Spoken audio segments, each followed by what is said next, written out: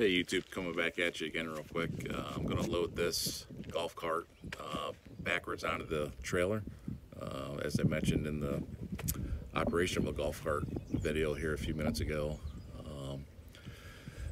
I'm not going to be able to put the tires up against the front of the frame here because this has a motorcycle securement device on that. So in order to make sure the vehicle doesn't move, the golf cart doesn't move on the trailer, you want to make sure you're pulling forward and you're pulling backwards on the unit at the same time. That way it's not swaying anywhere, to be safe.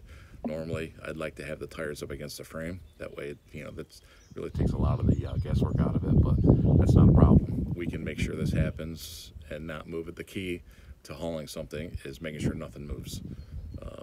Even though that you're in a personal vehicle and hauling a recreation vehicle, you can still be stopped by the police and DOT because you have to secure everything in your vehicle, even in a pickup truck. Anything that you're hauling in a pickup truck, people don't get stopped a whole lot, but they still have to adhere to DOT laws where anything you're hauling has to be secured.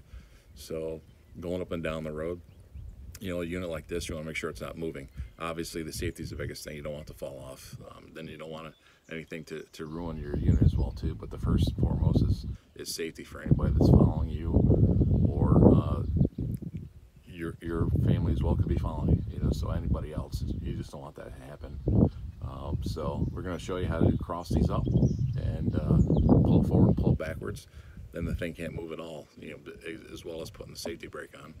So, and if anybody's ever rented a trailer, never used one, it's very elementary, but this type of trailer has a spring-loaded latch that releases so you can put the ramp down. I'm going to show you how to do that as well too. For anybody who hasn't done it, it's going to help, right? And that's what a lot of this YouTube stuff is about helping other people. So I'll do that, then I'll get a little bit closer so you can see the latch.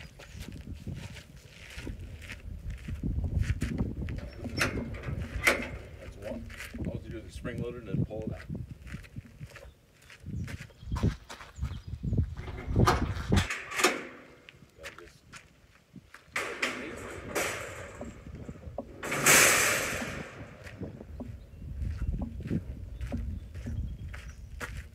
After you get it loaded up, I'll show you the clamps and the springs, and I'll pull those out as well too.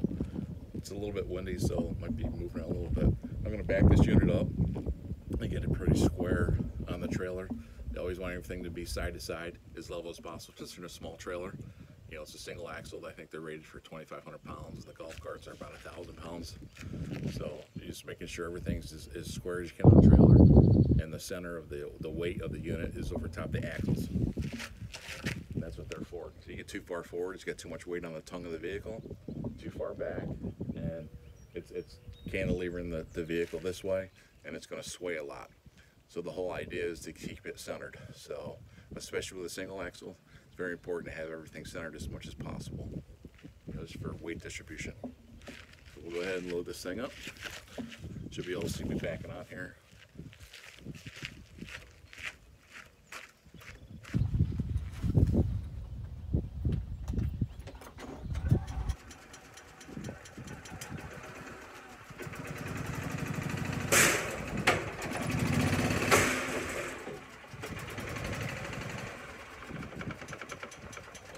Far to this side, so I'm going to go back down and come over about 6 inches.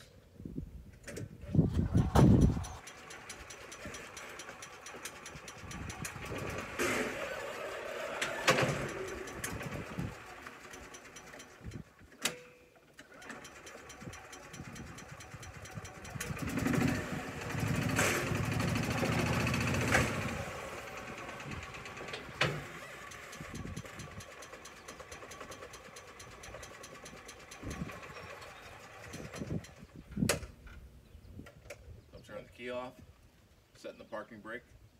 That basically in the car, same thing, just locks it up. So that's what we're going to do that. You can take the keys out, and whatever you're going to do with your windshield, if the windshield folds down, you want to make sure that nothing's going to fly around. So I'm going to close the windshield up.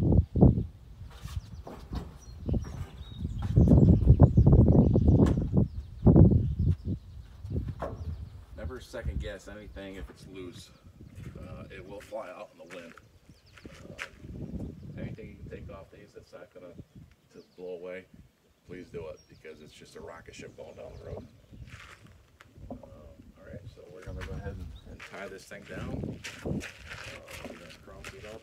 We're going to leave this gate open until we get everything tied down. These are stake pockets right here. This is what we want to use to bring these over. Always want to take the strap and bring it all the way around and up again. That way, if it happens to loosen up, I'm sure you can see, if it happens to loosen up, it's not going to fall off too many times. You can just take it and then just go like this, and then tie it up. What happens if it gets loose? It falls down. You know, if nothing else, if this happens to get loose and the unit goes to move, and you have this on through the stake pocket and then loop back up again, it can be a little bit loose and still hold the vehicle if it starts to move a lot,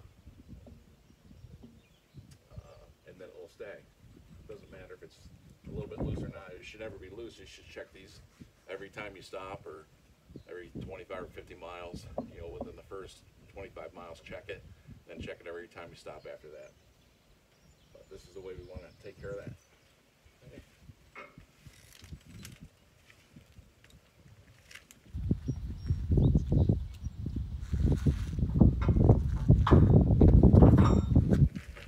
Another thing that we take for granted a lot of times too is people know how to use one of these ratchet straps. This is called a ratchet strap. Okay, so the way you want to feed these things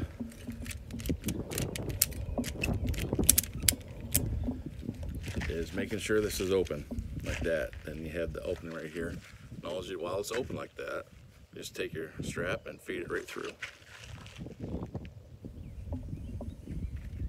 And pull. Give yourself enough slack so you're not going to lose it. And if you need to, go ahead and close it down. This is spring loaded right here. You grab this and close it down, and the thing won't come out. Well, it will a little bit. If you ratchet it a couple times, it'll stay. So that's all we want to do.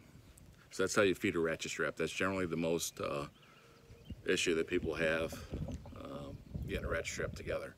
And the same way is if you're going to release it and you want to take your strap out, you have to open it all the way up, just not a little. So you grab that spring all the way, extend it straight up, and then it will pull out.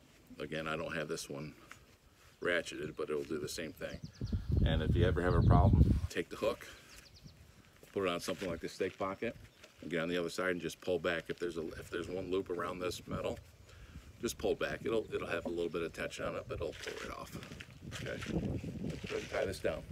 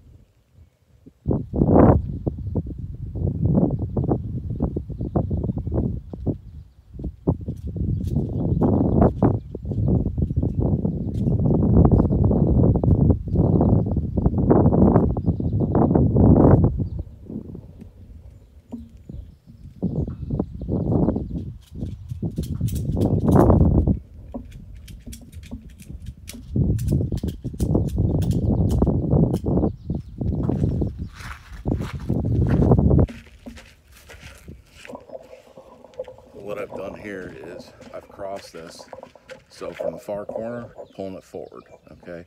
I'm not gonna tighten this down completely tight right yet. I just wanna put a little bit of pressure on this. That way I'm not just pulling this forward right now. I'm gonna make this continue to go forward. I just want a little bit of pressure until I get all of them lined up, and then I'll tighten them all up at one, you know, on each corner to make them snug. So for this one, I went over to the spring shackle.